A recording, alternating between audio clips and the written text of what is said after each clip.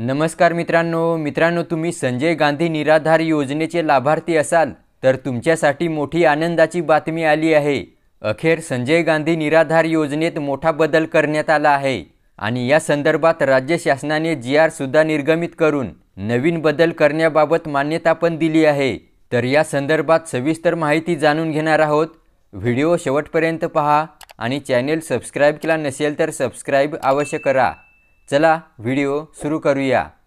तर पहा मित्रांनो, संजय गांधी निराधार अनुदान योजना व श्रावणबाळ सेवा राज्य निवृत्ती वेतन योजना या योजनेतील लाभार्थ्यांना अर्थसहाय्याचे वितरण DBT पोर्टलद्वारे करण्याचा शासनाने निर्णय घेतला आहे।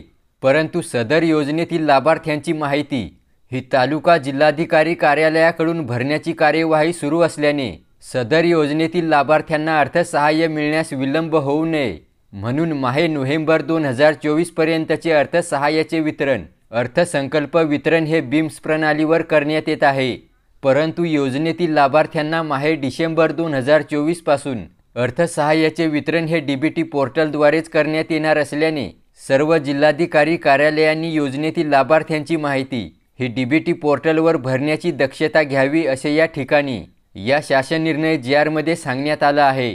म्हणजेच मित्रांनो, या डिसेंबर महिन्यापासून संजय गांधी निराधार योजनेच्या आणि श्रावणबाळ सेवा राज्य निवृत्ती वेतन योजनेच्या लाभार्थ्यांना प्रत्येक महिन्याला न चुकता वेळेवर निश्चित तारखेला DBT द्वारे दरमहा पेन्शन मिळणार आहे।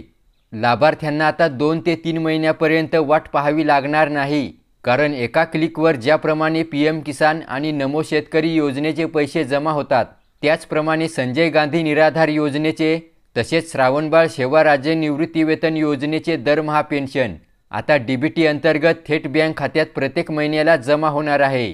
तेव्हा हा मोठा बदल राज्य शासनाच्या माध्यमातून करण्यात आला आहे। तर अशा प्रकारे मित्रांनो, संजय गांधी निराधार आणि श्रावणबाळ सेवा राज्य निवृत्ती वेतन योजनेसंदर्भातील ही महत्त्वपूर्ण अशी अपडेट होती। या योजनेविषयी तुमचे इतर काही प्रश्न असतील तर कमेंट बॉक्समध्ये अवश्य विचारा। व्हिडिओला लाईक करा आणि चॅनल सबस्क्राइब केला नसेल तर सबस्क्राइब नक्की करा। धन्यवाद।